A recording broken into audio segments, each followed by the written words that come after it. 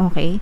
Etong ano nito guys, etong betrayal na to, parang pakiramdam ko, unti-unti kayong pinapatay. Okay? Parang ganun yung ano niya, nararamdaman nyo dito sa relationship na to. Dahil ganito yung, wala itong balak magseryoso sa inyo, mga kapiksi. Yun yung nakikita natin sa kanya. Wala siyang balak magseryoso kasi medyo selfish itong person mo and ang iniisip niya is yung sarili niya lang, no?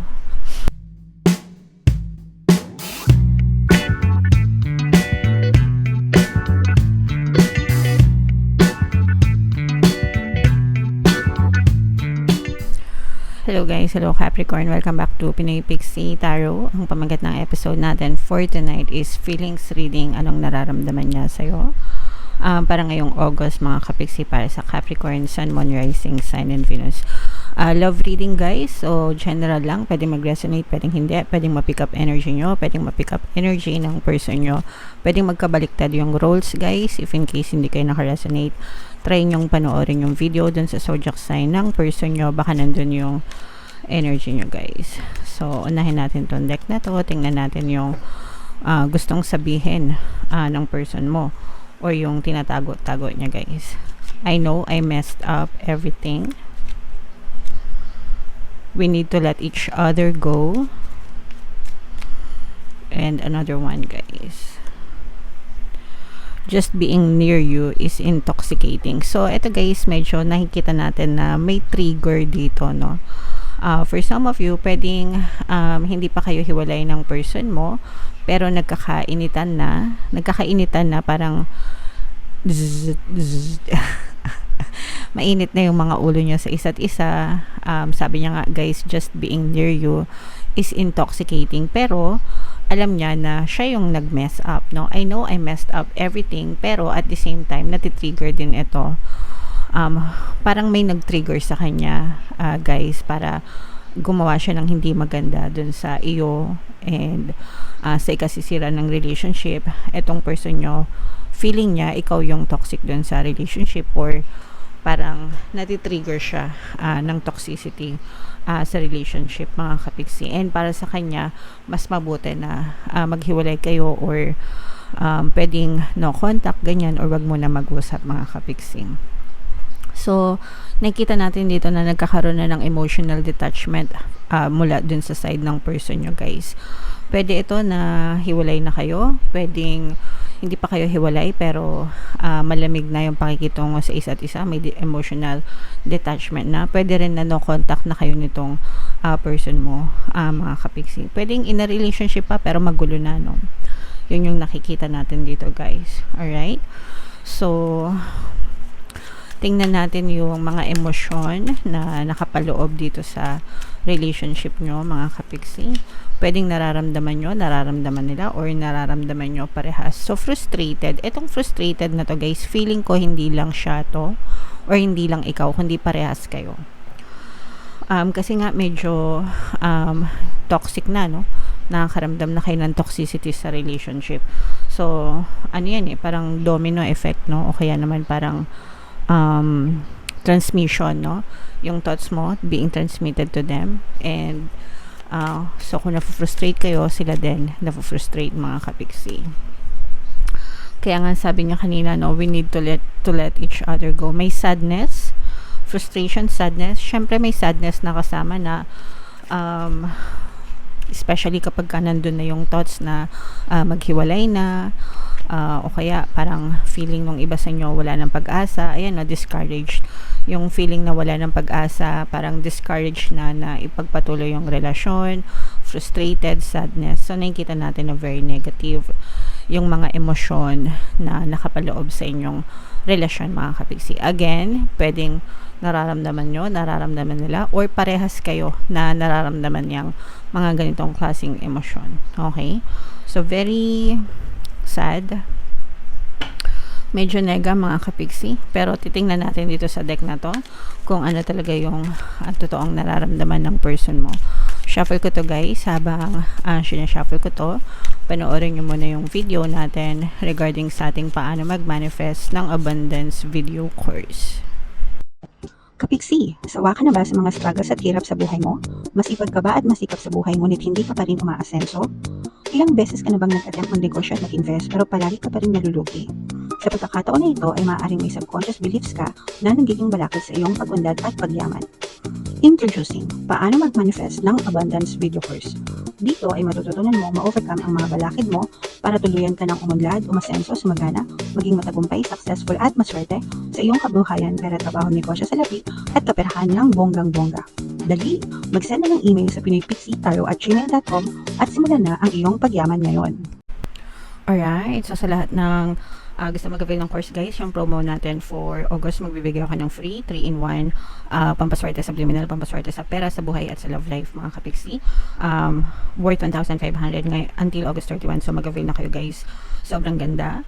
And meron din tayong bagong course mga kapiksi, paano mawala ang third party at magkaroon ng harmonious na relationship para mawala yung mga kabit, mga jowa nyo guys. 30% discount naman yan until August 31 din. So avail nyo na guys, sobrang ganda. Capricorn guys, kaya in-represent ng King of Pentacles sa ating spread. Ito yung ating feelings, energy mga kapiksi. So dito merong presence ng water sign, Cancer, Pisces, Scorpio. For some of you, maaring may water element kayo sa inyong natal chart, or yung person nyo is maaring water sign, or baka may water element sila sa kanilang natal chart mga kapiksi. This is a third party issue dito sa spread na to mga kapiksi. For some of you guys, no, parang matagal na itong issue na third party. Pwedeng isang third party or pwedeng multiple third parties yung nakikita natin dito mga kapiksi, kasi itong person mo parang medyo easy go lucky. Ibig sabihin parang siya, pwedeng nararamdaman mo na parang hindi siya committed sa'yo, tapos parang mahilig siyang lumabas, mahilig siyang mag-inom, mahilig siyang magbarkada, ganyan. Mahilig siya na kung sino-sino yung kasama niya guys. Yung iba sa inyo parang feeling ko medyo baka LDR din kayo nitong person mo, and yung paglabas-labas niya kasama ng mga barkada niya, parang yun yung way niya para hindi siya masyadong malungkot mga kapiksi, especially kung LDR kayo. Pero yun nga, parang itong person na to guys, parang nararamdaman ko na medyo baka may pagka-charismatic ito, malambing, malakas yung appeal niya, kaya parang maraming nagkakagusto sa kanya. Yun nga lang, pinapatulan niya okay. So parang siya very attractive itong person mo mga kapiksi, kaya maraming nahuhulog na babae sa kanya or lalaki, depende kung anong gender nyo. Kahit anong gender nyo guys, pwede ito, okay. So yun yung mga nagiging cause ng frustrations and sadness nyo mga kapiksi, yung pagiging chick boy or chick girl, playboy or playgirl nitong person na to. And itong person mo, parang gusto niya na palagi siyang may option, okay. Gusto niya palagi siyang may option para if ever man na hindi mag-work yung, let's say for example kayo, yung relationship nyo hindi mag-work, at least meron siyang fallback, kumbaga meron siyang babagsakan, meron siyang reserba, okay. Parang ganun yung kumbaga parang gusto niya siya palagi yung winner, siya palagi yung panalo, hindi siya nadedehado, okay.